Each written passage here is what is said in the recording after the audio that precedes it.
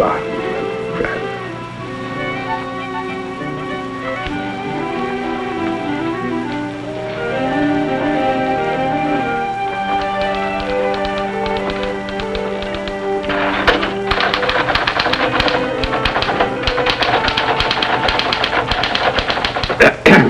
Oh, Mr. Bradford, I didn't hear you. Well, you were whipping away at that letter as if your life depended on it. Well, it does. My boss wants it finished by 5 o'clock, or else. Your boss?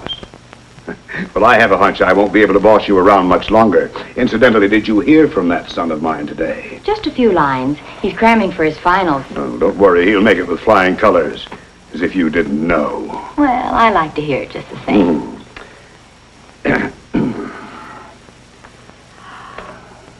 Oh, Jim will be thrilled. Yes, sir.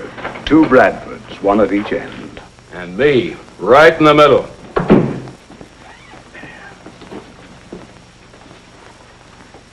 Just a rose between 2 thorns. Well, you agreed we need new blood in the organization. Yes, but it's a pretty steep price to pay. Steep price? Oh, we're gaining a partner. But we'll lose the best secretary we ever had. Oh, no, we're not losing her, Rex. We're just tying her up to a lifetime contract. How about that? Has he popped a question? Not yet. To use one of your own expressions, Mr. Barton, I'm waiting for a sealed bid and a firm commitment. I wouldn't be surprised if things were finalized right after graduation. Have you told him about this? No, I'm saving that as a surprise for his graduation party next week. I'd like for you to look over these plans, John. Yeah, sure.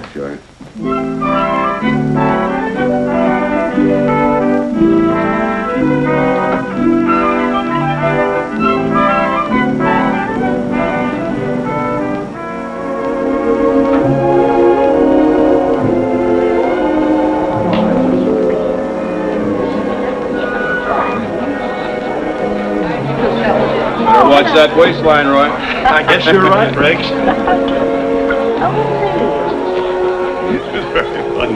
Well, excuse me. I'll see you later. That's quite all right. Having a good time, Rex? Wonderful, John. Say, you're fairly busting with pride tonight. You certainly are, John. Well, after all, when you have only one son, an occasion like this comes only once in a lifetime. Bob! Nice to see you again, Bob. Same here, sir. Come in here. This is Mrs. Barton. How do you do? Hello. Mr. Barton, my partner, Bob Connors. Bob, hello. Nice to meet you, sir. Classmate of Jim's. Yeah, he's going to be an engineer, too. Oh. Are you going to settle around here, Bob? I haven't quite decided on that yet, sir. Well, stick to construction. This country's growing faster than we can pour concrete. You're right. Take care of him, will you? Right. Sure then, John. How about See a ya. glass of punch? I like that. We're so delighted you could be with us, Pastor Goodwin. It's a pleasure for me, Mrs. Bradford. Too bad we can't get together more often. I know John's been busy. Well, you can say that again. That big construction job downstate has me hopping. Will you be able to resume on the Finance Committee soon? I'm going to try to be at the next meeting. Excuse me, will you? Sure, lady. I've been waiting for that piece of parchment ever since Jim started kindergarten. Well, I'm glad everything worked out the way you wanted it to, John. Oh, don't get me wrong, Roy. I didn't force him into engineering. He always seemed to have a natural bent for it. Rex, Roy and I have just been talking about Jim. Now that he's coming into the firm, we can make some important changes. Yes, we certainly can. Now I'll be able to get away from that desk once in a while. Rex detests paperwork. If he had his way, he'd be back in a pair of field boots, straw bossing every job. Hey, where is our guest of honor? Oh, he's working on a long-range project.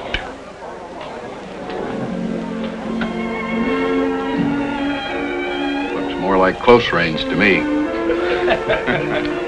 We really should go in. Your father will be wondering what happened to his new junior partner. What is it, Jim? Alice, I'm not going into the firm with Dad. I'm going to study for the ministry.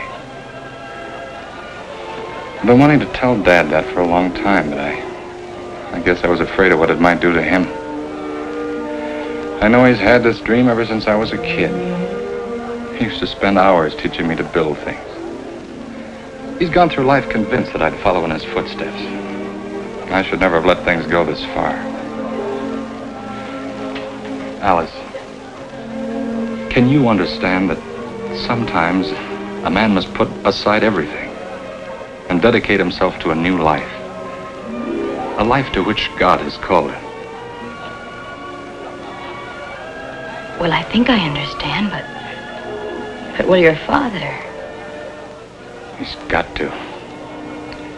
He's got to realize that it wouldn't be fair to him or to me if I felt my place was in the ministry and I went into the firm just to keep peace in the family. When did you know, Jim? Well, I'm not sure. It must have started while I was in the Pacific. There were times when I was very sure. And there were moments when I wasn't. But now I'm more certain than I've ever been of anything in my life. Oh, you'll be terribly upset. It would have been so much easier if you'd have told him before all this. I know. But he'd already started preparations. He's enjoying it. Are you sure you're doing the right thing, Jim? Alice, this thing's grown on me until it's too deep and too strong to ignore. I know what it'll mean. I know the changes it'll bring.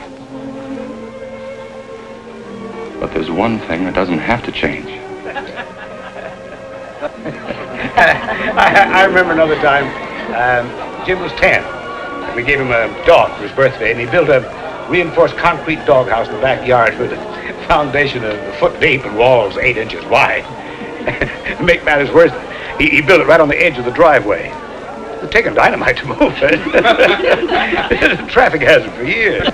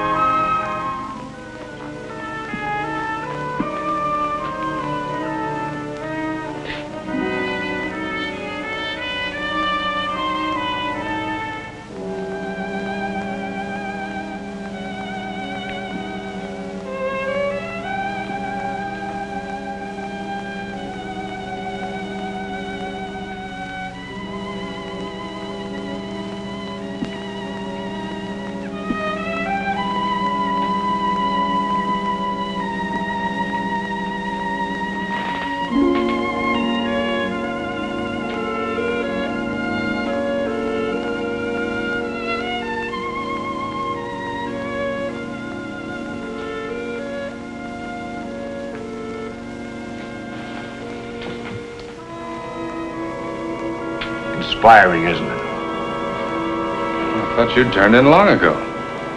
This is when I do my best thinking.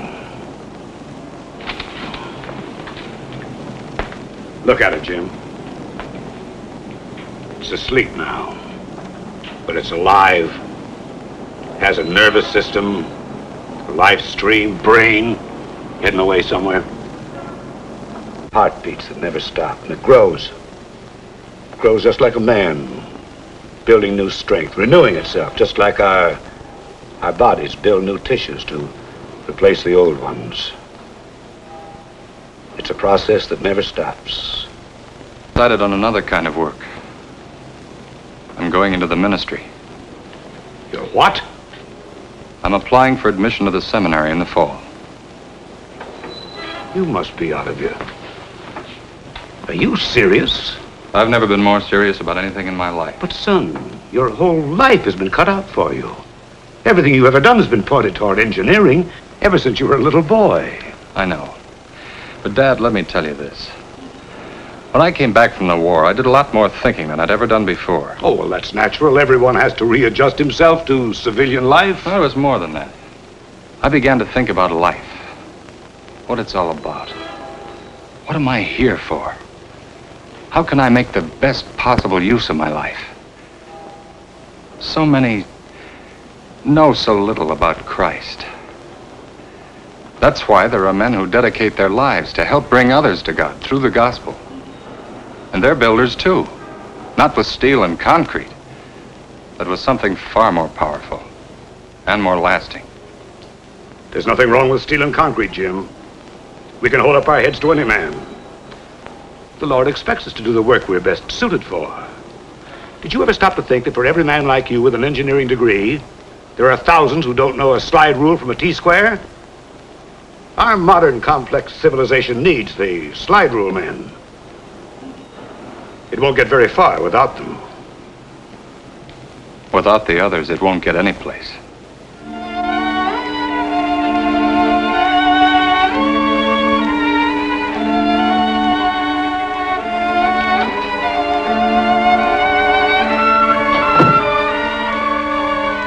What's the matter, John? Still worrying about Jim? Well, not as much as I was last week.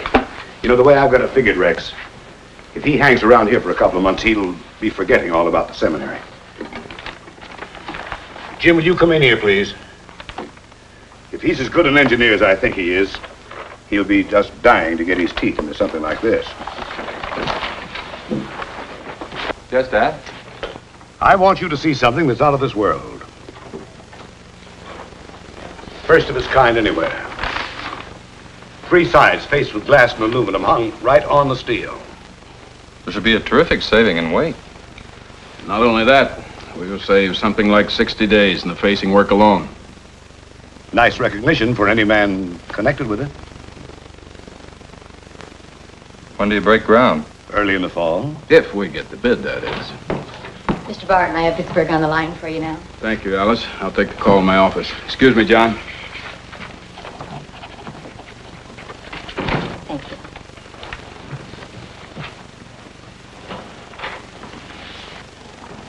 There's another reason why you should stick to engineering. Do you think Alice is cut out to be a minister's wife? Remember, she's one girl in a million. Do you think you're being quite fair to her? Dad, I'd rather not discuss this any further.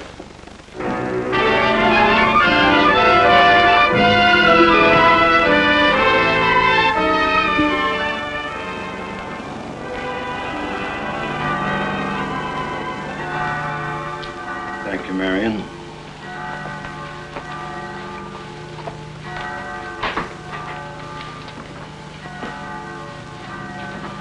Oh, dear, aren't you ready for church? No, I can't go today. These specifications have to be in the first thing in the morning. With Rex out of town, the whole load is on me. But, John, surely... I know, Dora, but I'll be tied up with this all day, maybe half the night, and it's apt to go on this way for a long time. Until we get more competent help in the office. I'll get the car and meet you downstairs, Mom. John, you've got to stop behaving like a little boy. You've got to realize Jim's old enough to make his own decisions. I wonder. Decisions are supposed to be based on common sense. Jim's showing very little of that. John, how can you talk like that? He's told you his reasons. You know them just as well as I do. All right, Dora. But I have a hunch that before the summer's over, he'll think twice before throwing his whole future away.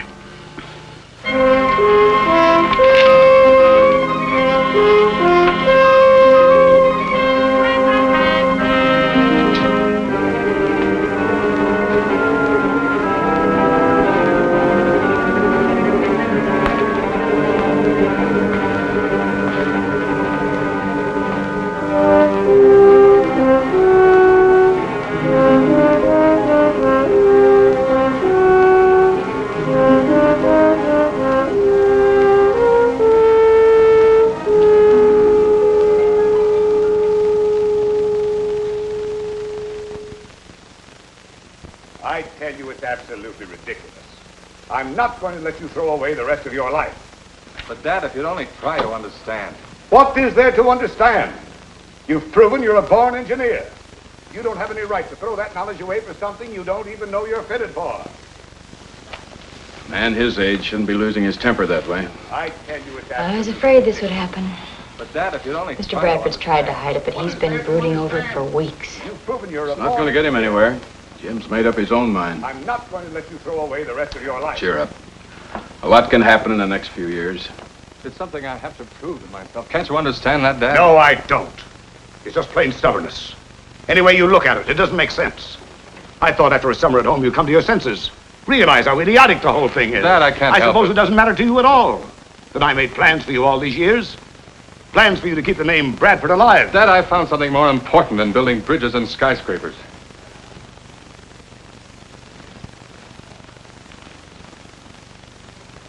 Okay.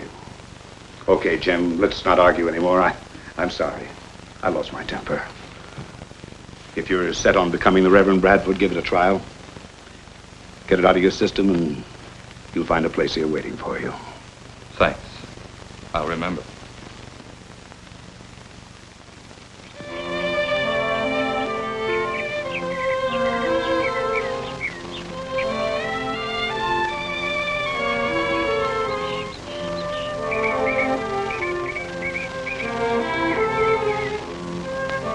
Alice, darling, your letters are always so wonderful, like a breath of home and the voices of all my loved ones.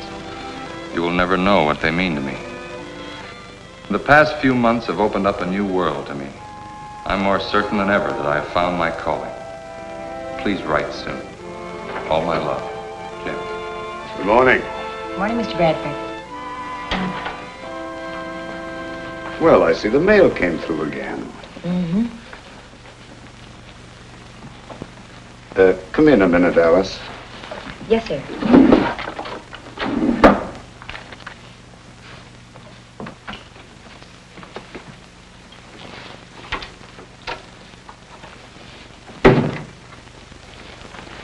What'd Jim have to say?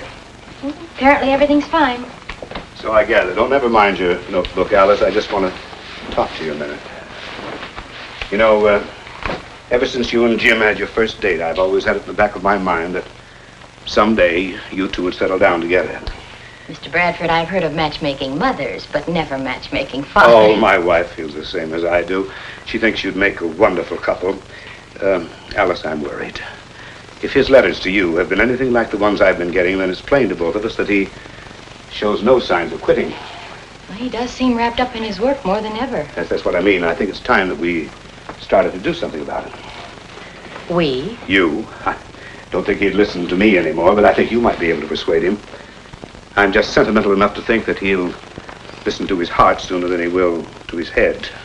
But, Mr. Bradford... What do you think might happen if you suggested that you're not interested in becoming a minister's wife? I don't see how I could tell him anything like that. After all, he hasn't even asked me to marry him yet. But I thought you always had an understanding. Well, not exactly. At any rate, we're really not engaged. Well, just the same, I feel that he might think twice if you raised serious objections. I'm not sure that I should, Mr. Bradford. You see, I want him to do whatever will make him the happiest.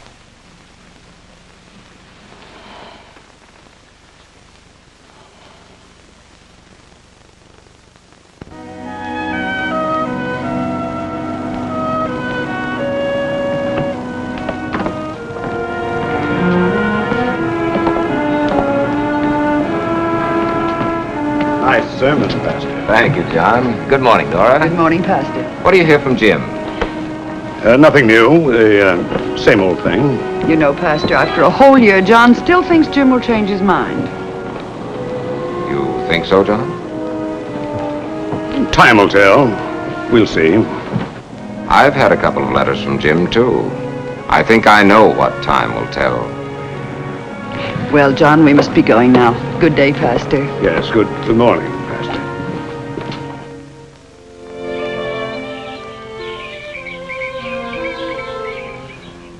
Seems I've been busier this semester than during my first 2 years, but darling, I'm really enjoying it.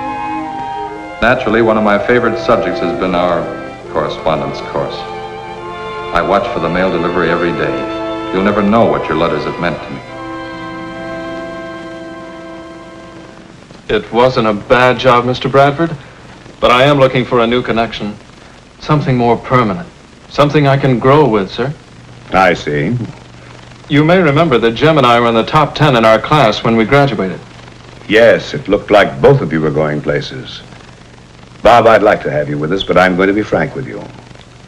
You know that Jim was supposed to come into the firm. Yes, he mentioned it quite often. And in spite of what's happened, I still have hopes that he'll be with us. He has another year before he graduates from seminary, and by that time we should know definitely. Meantime, you understand my position. Well, of course, sir. And you keep in touch with us, Bob. I'll do that, sir. Good luck. Thank you very much.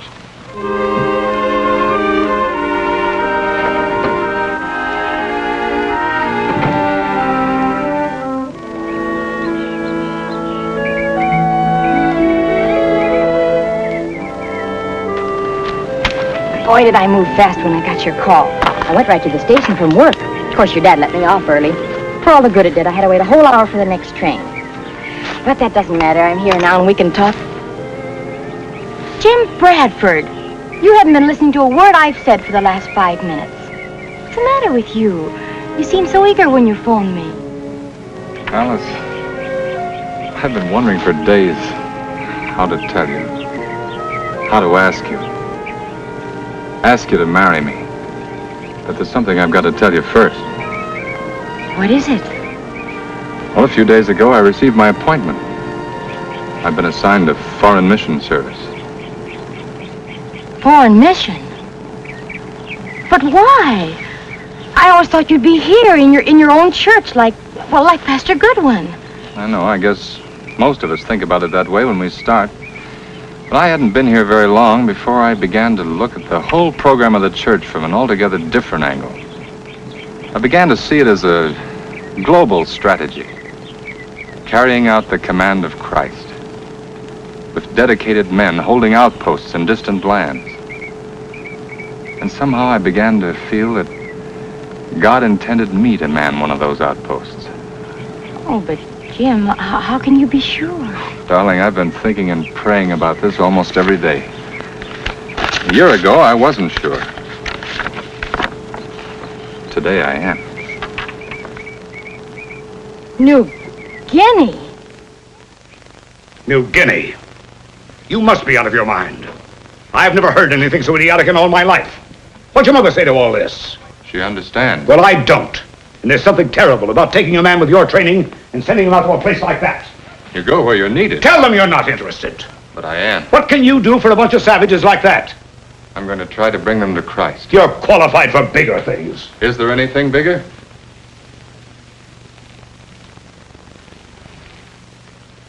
Well, what about Alice? What does she say to all this? Well, she hasn't made up her mind yet. Yeah. I have a hunch she has more sense than to waste her life in a place like that. Whatever possessed you to even think of such a thing? Well, it's not easy to explain what possessed me, Dad. But once it started, I couldn't think of anything else. I mentioned the war before. That's when it began. That's when I began to see that the war we were in would never be won with bullets and bombs. As we pushed through island jungles, we came face to face with people who couldn't understand the bullets that killed and maimed, nor the bombs that ripped their homes apart. We told them we were fighting for their freedom, and we were. But freedom's hard to understand on an empty stomach. We told them we were Christians, fighting against godlessness. But in their silent faces, we read the question, what had our Christianity brought them, except suffering and destruction and death? And sometimes even I wondered, but I thanked God more than once that I'd been brought up in a Christian family. Well, one day, while we were on our way back to the front, we were having a hot discussion about religion, when one GI in our squad blew his top. Ain't that a laugh? Now, ain't that a laugh?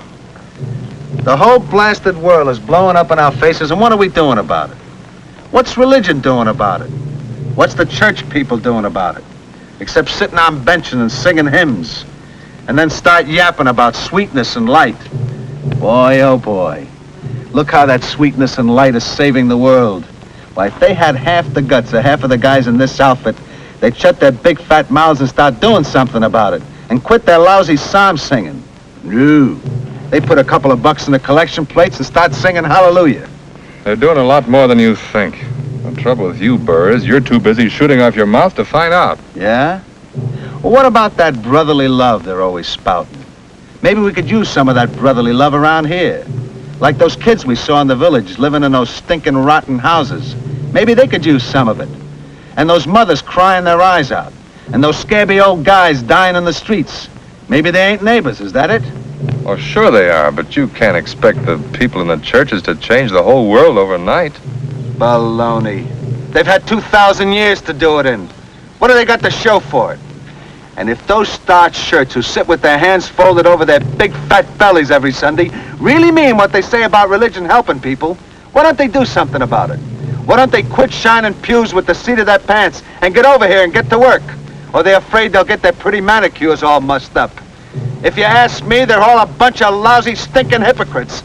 They're gold breakers, all of them. They ought to put up or shut up!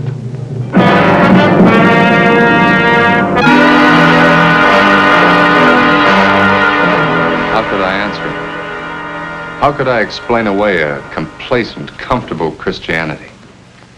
I used to wake up at night with his words beating at me. I've never been able to get them out of my head. Maybe now you can understand how I've felt ever since I came back.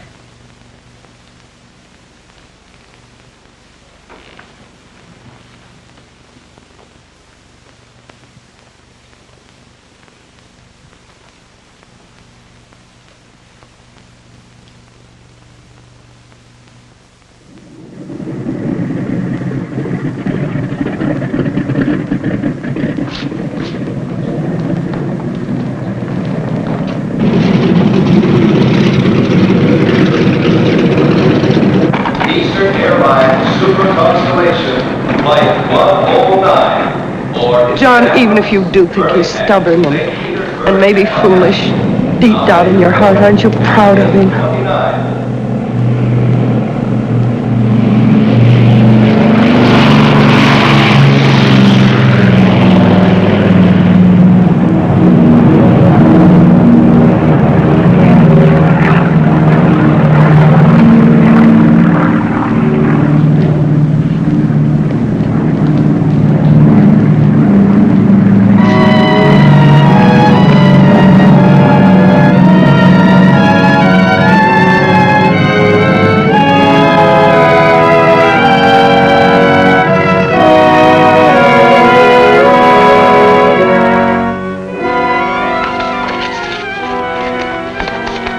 Alice, Mr. Barton in his office? No, sir.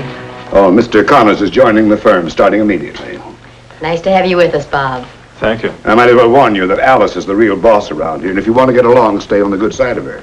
Confidentially, don't you believe a word of that boss business. Come on, I'll show you your office. All right, sir.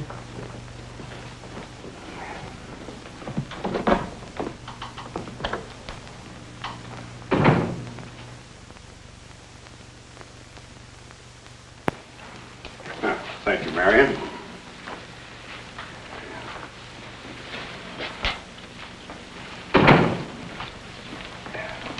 Hello, dear. I expected you long before this. Oh, I was detained at the office. Is dinner just about ready? Dinner can wait. Take a look at this. Jim. Well, it's about time we had a letter. I've been so busy, I practically lost track of time, but in the evenings, my thoughts always return to my loved ones at home. I often wonder what you're doing, and sometimes, strangely, what you're having for dinner. Well, Mom, I sure miss those wonderful Swedish meatballs you used to cook for me.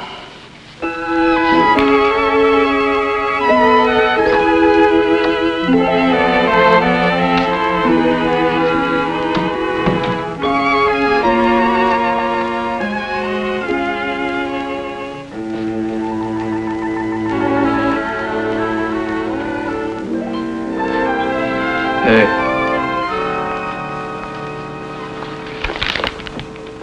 How about lunch today, huh? I know a nice, quiet little place where we could talk about dinner for tonight. Don't you ever think of anything but food? Oh, the food's only a decoy. I see. You do all your trapping with vitamins. Yeah, well, it's all I can afford. Well, I can't promise about dinner, but I always go to lunch at 12. Fine. See you then, huh?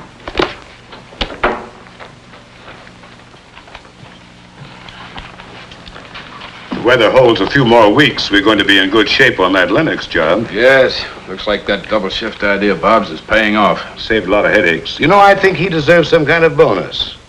Judging from the way things are going, he'll probably be able to use one. What do you mean? Maybe I'm wrong, but I think I've noticed a cow-eyed look every time he's around Alice. Oh, I don't think there's anything to it. Jim's been very faithful with his letters. Yes, but Jim's 10,000 miles away.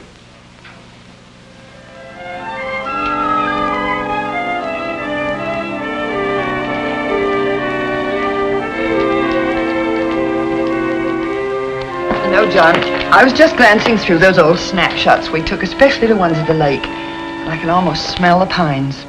If we go this year, could we go early? Well, depends on what you call early. You remember that time we went up in May? Had frost every morning? Seems like such a long time ago. Wasn't that the year that Jim helped the beavers build their dam out back of the cottage? Yes. Nearly flooded us out when it broke.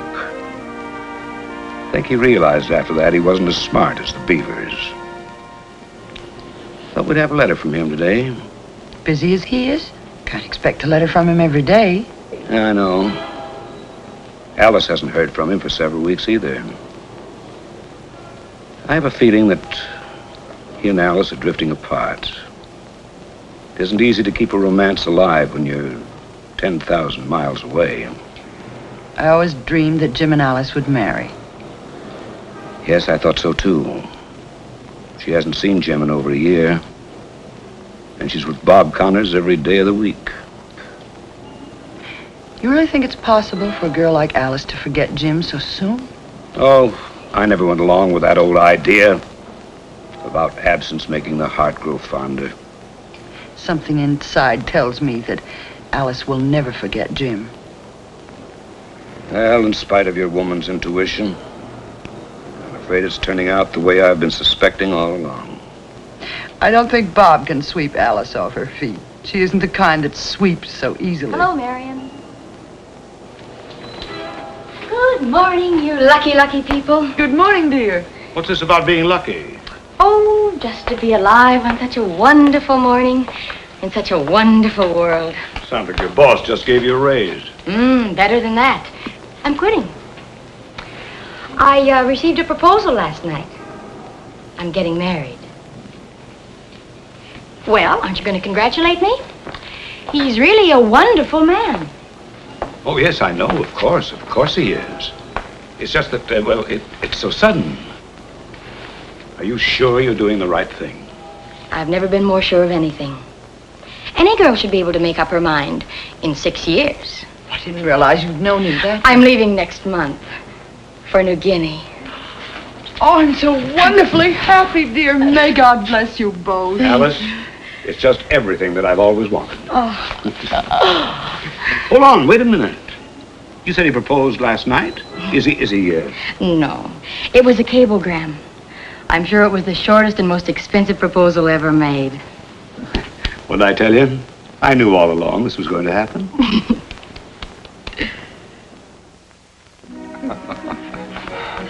And this is the first picture we got from him a couple of months after he landed at his mission in New Guinea.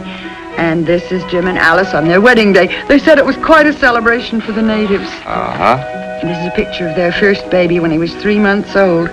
They named him Jim Jr. And this is a picture of little Jimmy on his 2nd birthday. We got it in our last letter. I haven't pasted it in yet. Fine-looking boy, isn't he? I'll say he is. James W. Bradford, Jr.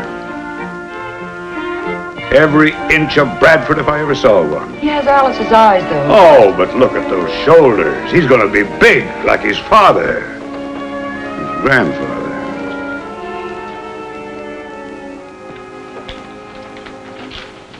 About a half hour ago?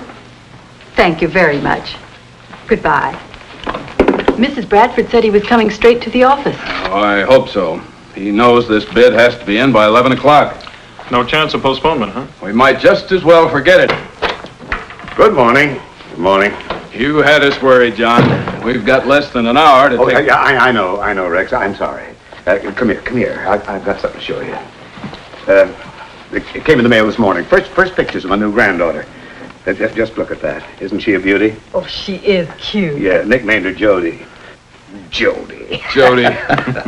Oh, just look how Jimmy's growing. My goodness. You know, I don't see any reason in the world why that young fella shouldn't grow up to be a crackerjack engineer someday. Now there, look at that, Pastor. Living in a shack out in the middle of nowhere. Now I ask you, is that any way to raise a family? What's going to happen to those youngsters brought up with a bunch of savages? If the gospel has reached them, John, I'm sure they're savage in appearance only. But look at it from a practical standpoint. If Jim had stayed here with the firm, by now he could be earning enough to keep a dozen missionaries in the field. I dare say he could. Well, then wouldn't it be just plain common sense for him to stay home and contribute his money? John, there are millions of us here at home with the means to support our missions, but only a chosen few have the qualifications and the consecration to do what Jim's doing. Nah, I still say he could do more for his church right here than he ever could in that God-forsaken place. God never forsakes. That's why he called Jim to carry on his work in a distant field. Well, what is it, dear?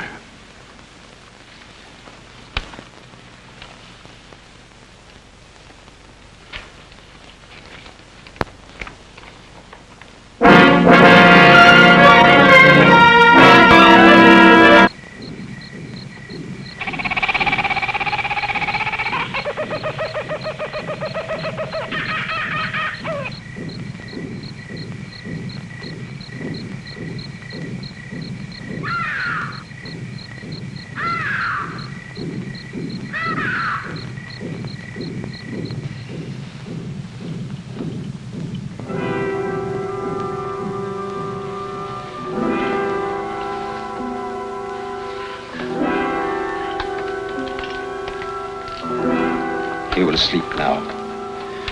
Better get some rest, Mr. and Mrs. Bradford. You too, Alice. Get some rest.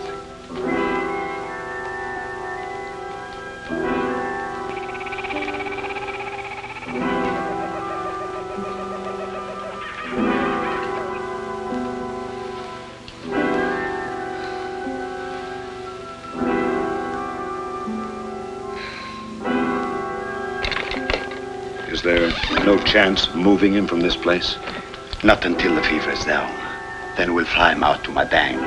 How soon do you think that would be? Can't say yet. Each case is different. Depends on the individual. Has to run his course.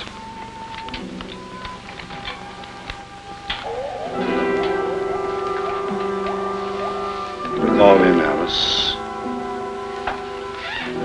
Can't I stay?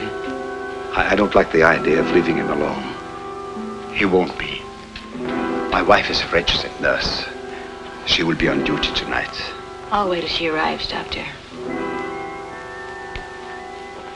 Does he make his headquarters here? No, he and his wife are stationed at the hospital at Madang.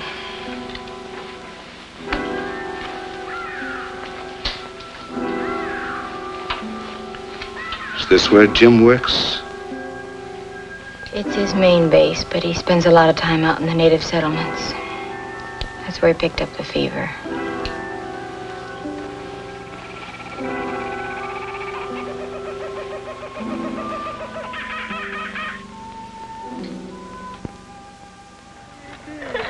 That's work time, Cobra. Work time.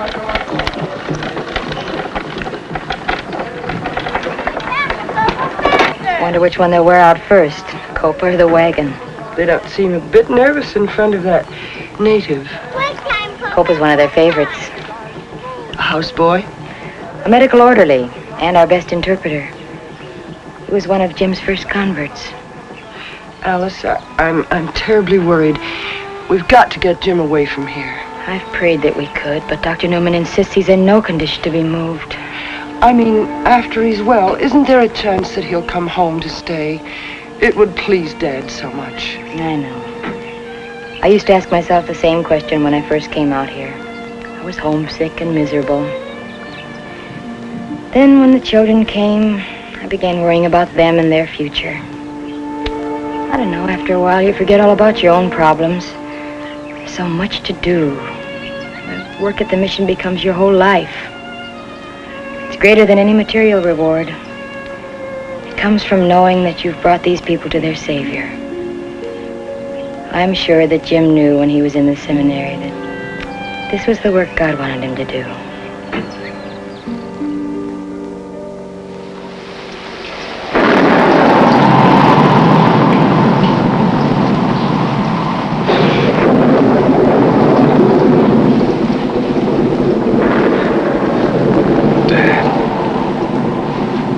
Yes, son. You look fine, Dad. Sorry you had to find me this way. My fault, Jim. Should have put my foot down. Could have saved you from all this. No, Dad. I was saved a long time ago. That's why I'm here. But you've done your share. It's time you came home now. Not yet, Dad. You wouldn't walk off the job when the building was half finished. We're not even that far along. Barely laying the foundation.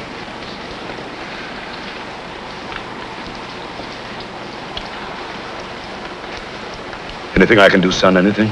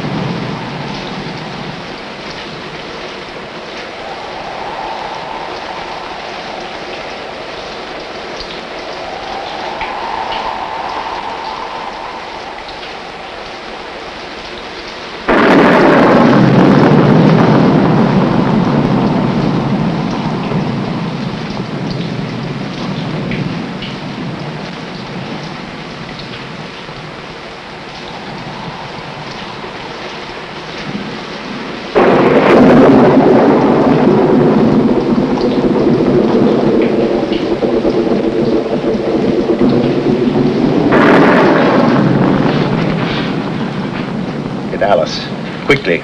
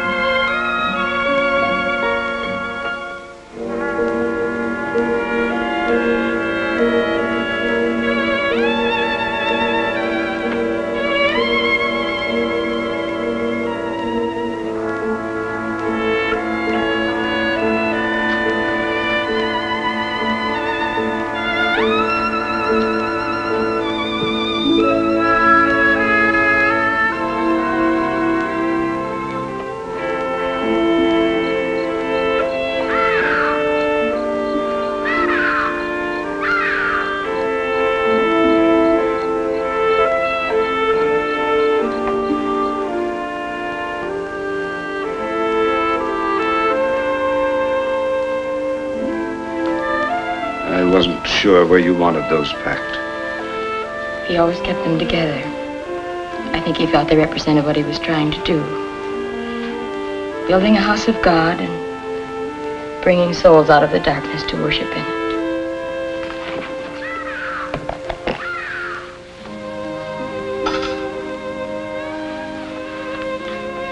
When I asked him if I could help, if there was anything I could do, he just handed me this. Have you read it? Some of it. I'm not sure I understand. I used to think I didn't either. Then after I read it a few times, something came to me that Jim never put into words. I think that's what he wanted to tell you, too. It's a record of his work. And like his work, it's unfinished.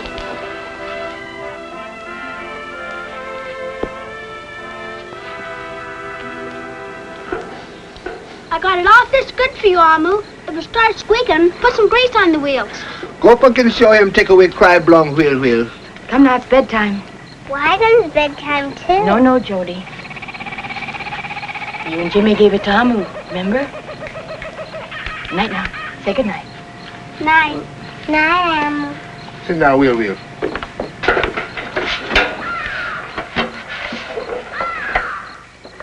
Say good night to Grandpa now. Good night, Jody. Sleep tight. You too, Jimmy. We got a big day tomorrow. Do we go to sleep on the airplane when it gets dark? Yes, sir. All the comforts of home. Grandma will tuck you in and I'll be in later to hear your prayers.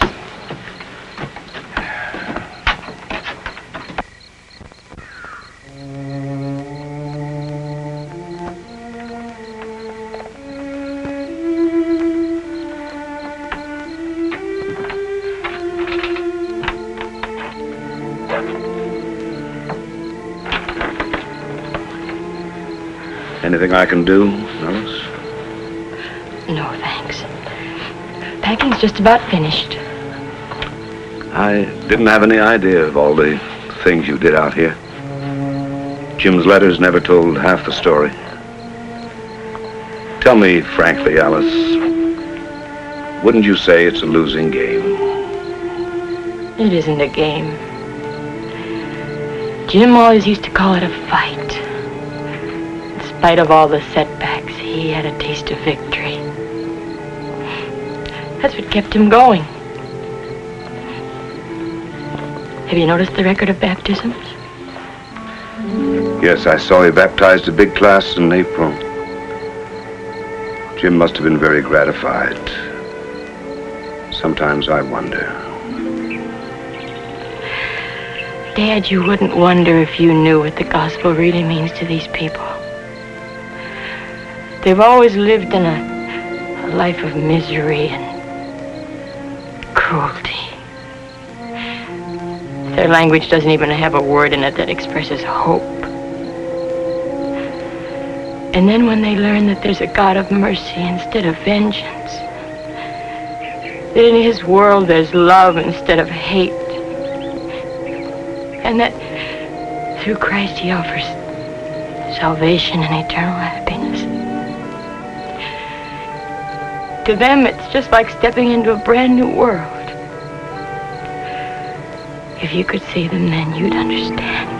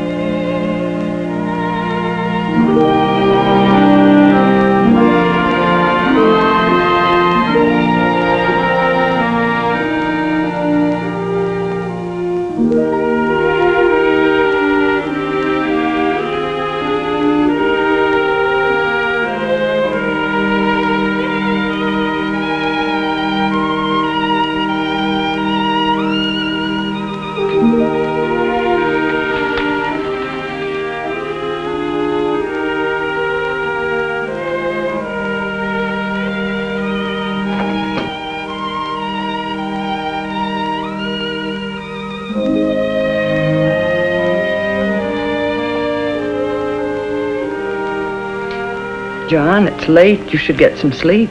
Oh, it's no use. I can't. Dear, I wish you'd stop reading Jim's diary. Always something new. Something I never understood before.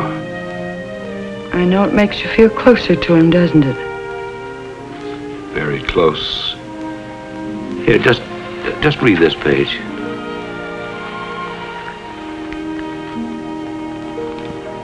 If only our people at home could be here to see the darkness disappear under the light of God's word.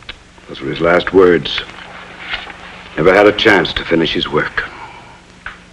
Jim understood that God's work is never finished and that others would go on with it.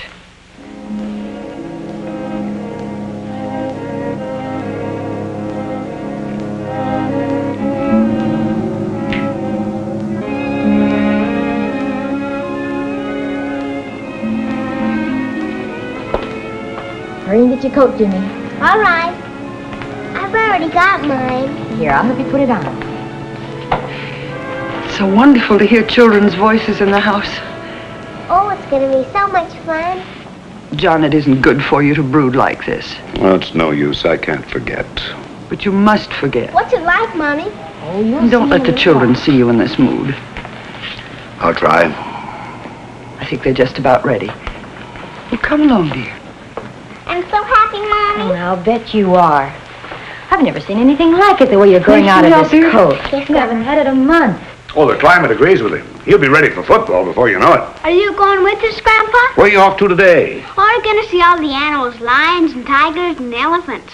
Circus in town? The zoo. Grandma promised to take us. Aren't you going, Grandpa? Oh, I'd like to, but I've got to go down to the office for a while. You have a good time, Jody. Scoot along now. Don't miss anything. Don't forget to buy peanuts for the elephants. Bye, Grandpa. Bye. Have a good time, children. We will.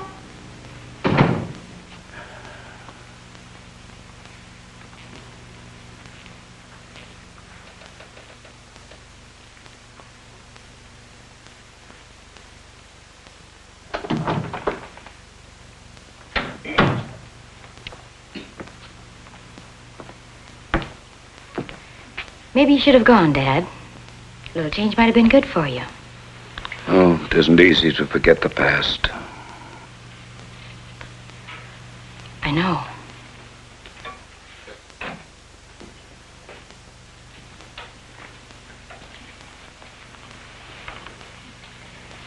I made myself miserable, too, trying to forget. But now, Dad, now I find something very wonderful in looking back. The things Jim did will never die. Knowing that, I don't want to forget. What if his work does live? Jim's dead. Why? Why was he taken away if he was doing so much good? Doesn't make sense.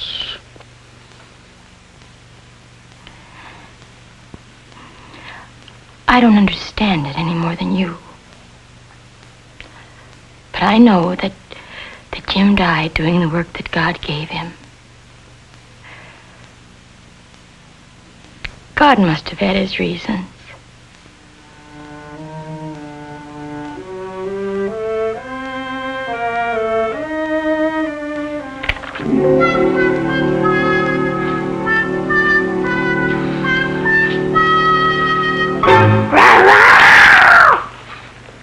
I betcha, didn't I? You sure did. I thought I was a goner. I went to a Halloween party and scared all the kids good.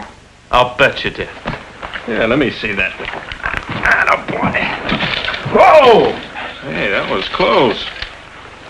What you need, young man, is some diagonal bracing here. What's that mean? Yeah, I'll show you. Every building needs bracing, Jim. Why?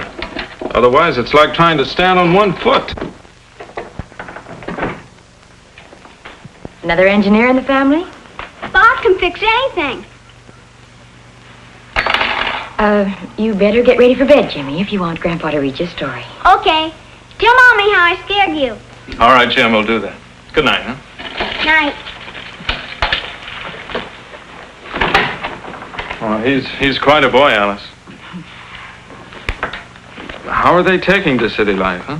Oh, it's amazing how they adapt themselves. You'd think they were born here. Sure. I imagine before long they'll have completely forgotten their life over there, huh? Yes, I suppose they will. Alice, do you think... I'm sorry I kept you waiting, Bob. It was a pleasure, sir. Well, you'd better set up a meeting with Rex for the first thing in the morning. I want to discuss these with both of you. All right. Well, I'm ready, Grandpa. Well, I'll be right with you. Suppose you scoot out there and get the book ready, huh? Okay. Well, now the night shift goes on duty. I'll see you in the morning. Good night, sir. Good night. Not a long story, Dad. It's past their bedtime. If he ever gets over his great disappointment, it'll be because of them. And as Jesus was walking by the Sea of Galilee, some fishermen were washing their nets from the sides of their boats. Two of them were brothers. Their names were Simon and Andrew. And Jesus came to them at the side of their boat, and he said to them, "Follow me, and I will make you fishers of men." What's that mean, Grandpa? Were they going fishing for men in the water? What? Oh, yes. Well, you see, what Jesus meant was that the fishermen should follow him as he went from city to city, helping to bring other men to him, so they could learn more about Jesus. Like my daddy did? Yes, like your daddy did.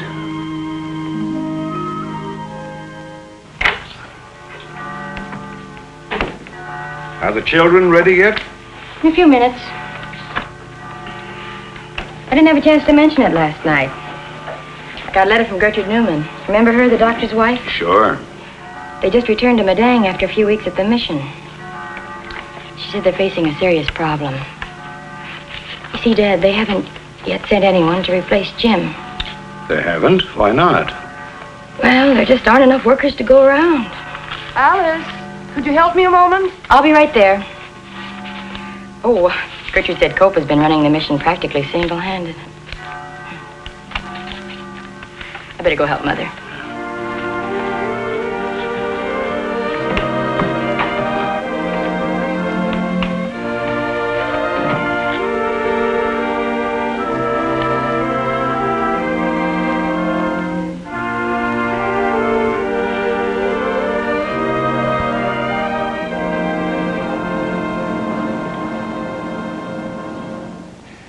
Indeed, these words of the Savior could well be called the overriding compulsion of his entire life.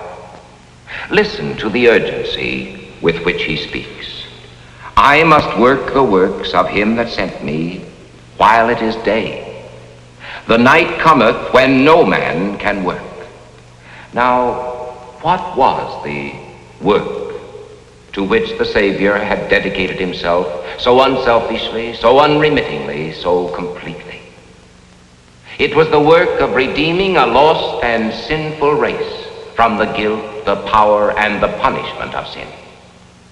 By his holy, spotless life in our stead, by his innocent suffering and death in our stead, he paid the ransom and won our complete release from the infernal powers of darkness.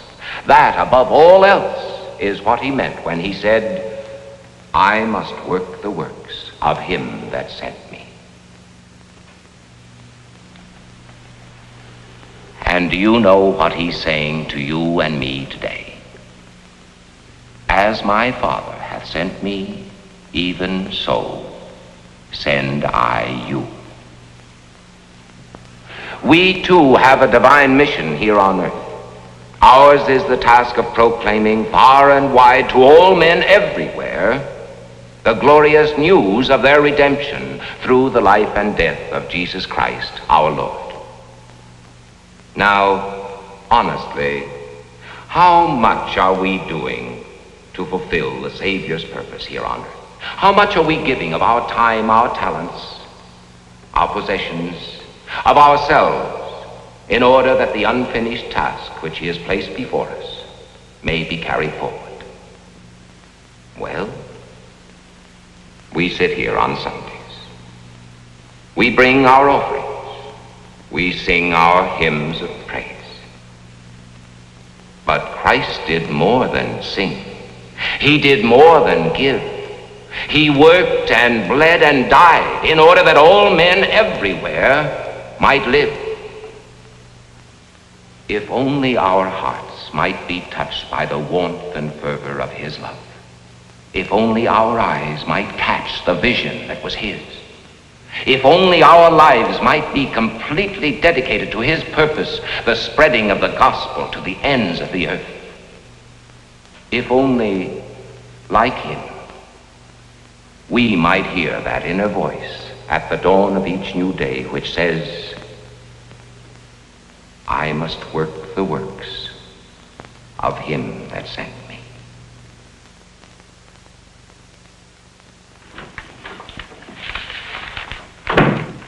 Has Mr. Bradford come in yet, Miss Lane?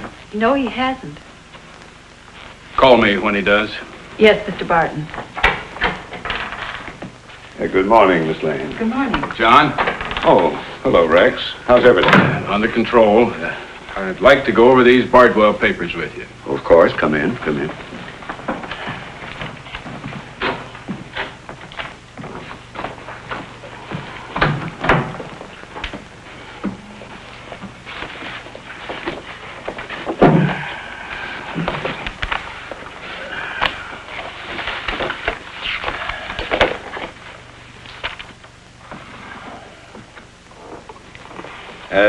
Could we let this go for a while?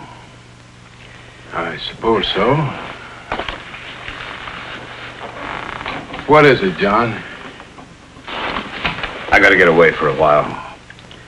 Maybe for a long time, but I'm sure that since Bob's taken hold, the two of you can get along without me. You've earned a good rest. Oh, no, nothing like that. But I'm going to try and pick up where Jim left off. You doing missionary work? In a sense, yes. I don't get it, John. Ever since I came back, an idea has been growing in my mind like I did with my son a long time ago. Of course, we can't all be foreign missionaries like Jim. But we can do something that the church has been stressing for years. What's that? We laymen have a job to do. Recently, I attended a national meeting of the leaders of our church, and Rex, I've had my eyes opened. There's a great need all over the world today, and perhaps I'm not too late to make people realize how vital it is. I'm going to do a lot of work right here at home. It's not going to be easy. Probably be the toughest job I ever tackled in my life. But it's something that would have made Jim very happy.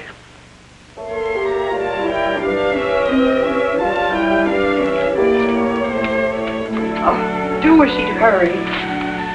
Don't worry, Mrs. Bradford. There's plenty of time. That's right, Mother. The train doesn't leave for a whole hour now. Grandma, are you going to go away with Grandpa? No, dear. Your Mommy and Bob are going to take Grandpa to the station while I put you and Jody to bed. You know, I don't think I've ever seen him so excited about anything. He spent half the evening getting ready.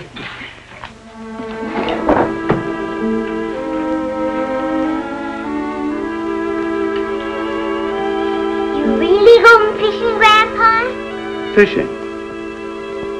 Well, now, whatever put an idea like that in your little head? Mommy said you were like the men Jesus talked to in the Bible book. Oh, no, not quite, but something like that. Here, you sit on Grandpa's lap and I'll try to explain. You remember Amu, the little boy in New Guinea, the one you gave your wagon to? Well, there are lots of little boys like Amu all over the world. who don't know anything about Jesus. Somebody's got to go and tell them, like your daddy did. My daddy told everybody about Jesus. Well, Jolie, I can't do what your daddy did.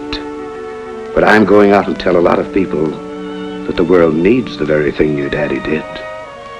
And maybe when they know, they'll send more and more people all over the world to do what he wanted to.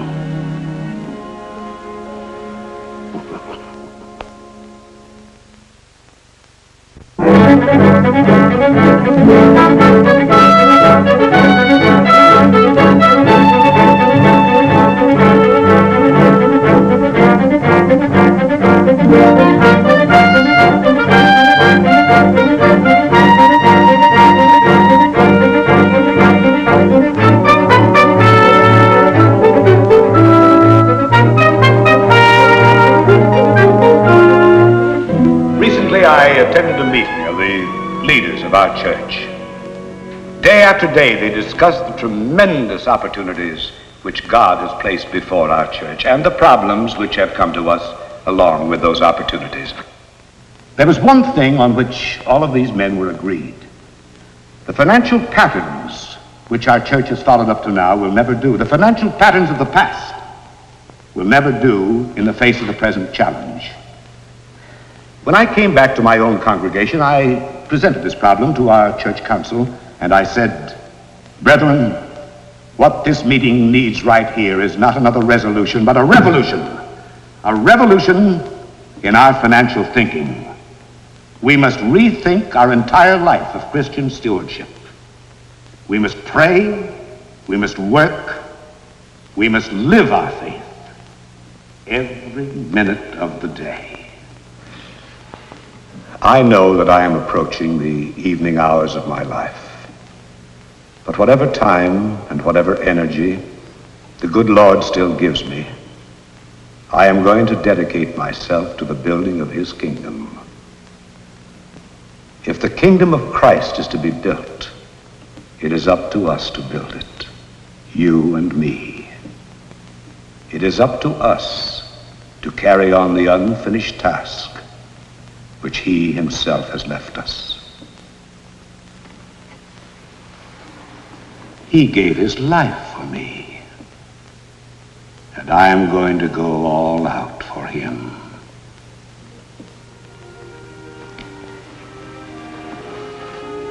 Some time ago, I read a passage of the Bible written on the flyleaf of a missionary's diary. A passage I shall never be able to forget. I should like to leave it with you tonight. They are the words of Jesus.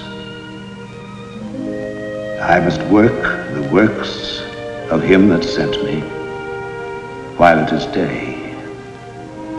The night cometh when no man can work.